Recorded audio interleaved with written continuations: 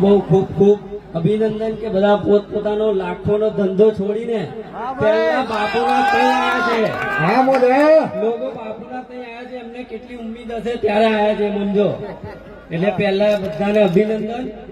ને બાપુ માટે શબ્દો તો બહુ છે મારા માટે બોલવા માટે, તો બોલીશ તો બધાને બહુ ખોટું લાગી જશે. પણ એક મરદનો ફાળિયો આપણી જોડે ઉભો છે એટલે આપણે બીતા નથી કોઈથી. હા, એટલે પેલા મા બાપોને બધા કાઢી મૂકે છે, એમના માટે બધા બહુ શબ્દ છે આપણી જોડે કે મા બાપ પોતાના છોકરાને અરબ મોકલે છે પૈસા કમાવા માટે. તે બદલ બધા પોતાના મા બાપ માટે કશું જાતનું કોઈ જાતનું સંભાવના, કોઈ જાતનું પૈસાનું કોઈ વ્યવહાર રાખતા નથી. ત્યારે એમનો લગ્ન થાય છે તો મા બાપને એમને કાઢી મૂકે છે.